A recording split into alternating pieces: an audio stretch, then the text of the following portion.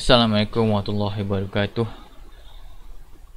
Kita sambung sedikit topik berkenaan dengan market depth. Market depth ni sebelum ni saya cerita tanpa kita buka market lah. Masa tu market tu tak open lagi. Okey. Sekarang ni saya nak bagi nampak sikit macam mana dia tengah live. Okey, market depth dia yang saya cerita sebelum ni, okey, dia bagi view pada kita, okey, macam mana kita nak duduk, okey, nak duduk di sebelah buy ke, nak duduk di sebelah sell, ataupun kita nak beratok ke tak mau beratok, okey, sama ada kita nak Q ataupun nak Q ke ataupun nak ke tidak, okey, nak Q ke tak, okey. Nak Q ke tak ni kita kena tengok bilangan orang sebenarnya. Okey, saya buka dulu dia punya ni. Okey, baik. Katakan contoh ni MAGI.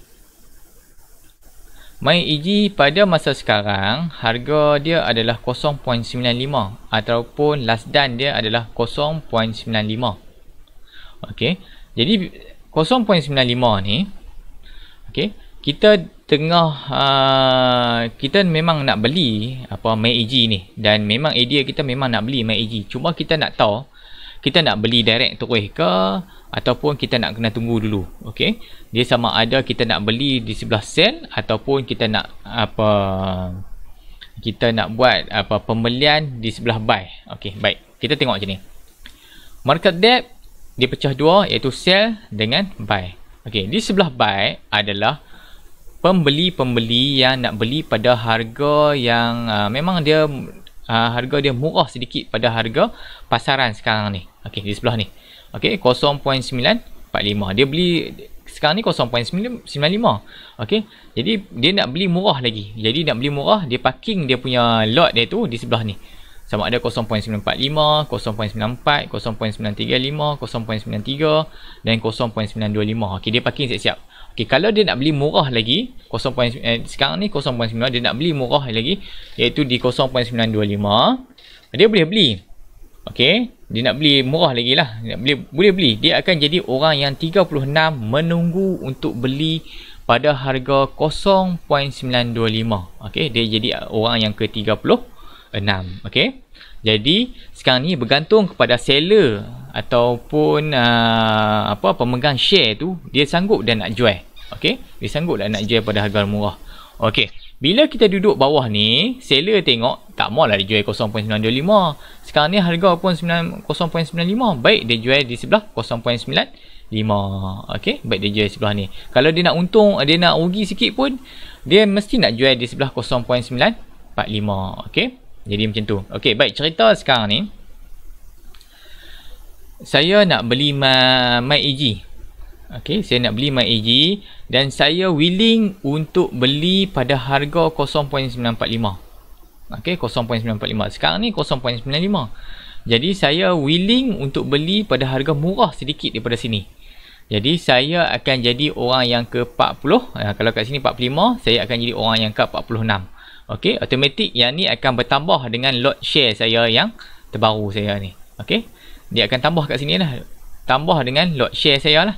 Okey, katakan saya tak mau nak beli 0.945 pasal ni nak tunggu ni adalah orang yang ke-45. Jadi saya akan jadi orang yang ke-46.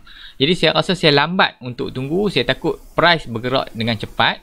Jadi saya terus beli di sebelah sell. Okey, bila saya beli di sebelah sell, saya kena beli harga 0.95 lah, tak apalah. 0.95 adalah transaksi yang terakhir dan harga market adalah sekarang ni 0.5.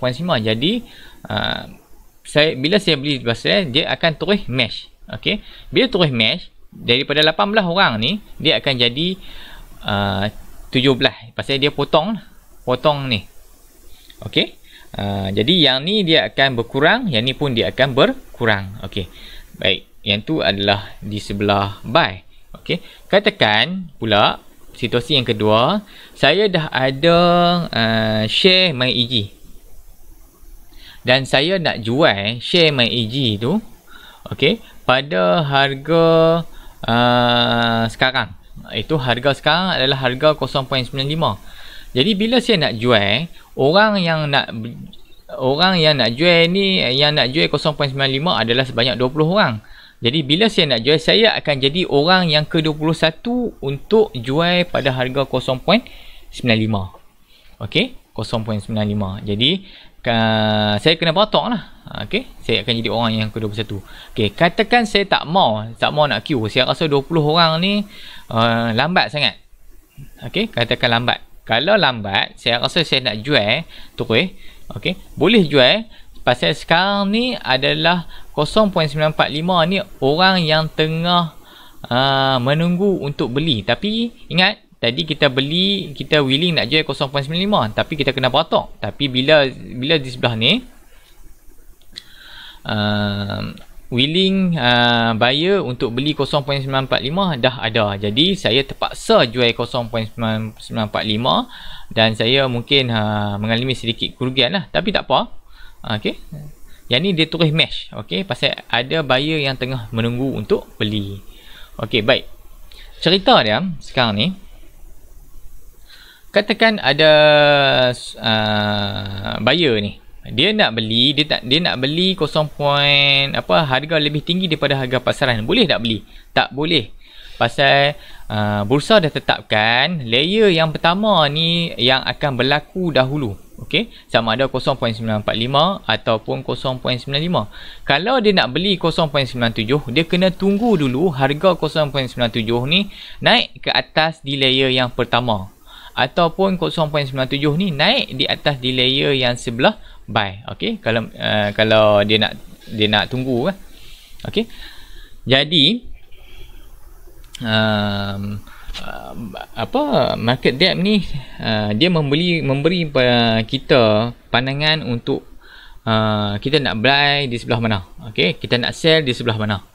Okey, dan ini pula adalah kita panggil dia sebagai tracker. Tracker maksudnya transaksi yang telah berlaku dan transaksi tu pula telah diberikan masa pukul berapa. Masa pukul berapa yang dia jual tu. Okey, okey, kalau kita tengok ni sekarang ni 0.95 transaksi yang telah berlaku ada di sebelah sell. Maksudnya buyer sanggup beli 0.95 di sebelah sell. Okey, kalau merah macam ni maksudnya transaksi telah berlaku di sebelah buy. Jadi ada seller yang tak mau tunggu, dia jual terus dia punya share di sebelah buy. Okey. Baik, sampai situ saja dulu berkenaan dengan market depth. Jadi kita jumpa lagi selepas ini dengan topik yang berlainan pula. Okey. InsyaAllah yang terbaik saya akan bagi pada tuan-tuan.